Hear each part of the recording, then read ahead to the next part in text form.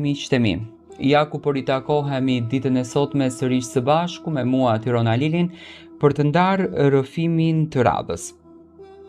Rrëfimin që të ndaj sot është një rrëfim shokues. Në fakt janë lotët e një gruaje, pendesa, në qoftë se do ta quaj pendes e një gruaje, e cila në moshën 55 vjeçare ka vendosur që të tradhëtoj bashortin e saj me një djalë më të ri.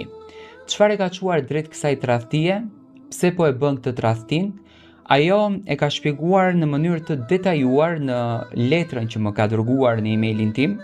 Unë e lexova dhe vendosa që ta ndaj me ju për të marrë mendimin tuaj, por edhe për ta kuptuar se ku po shkojnë moshat, sidomos 55-a. Kam 55 vjet mbi supe, 55 vjet jetë, 55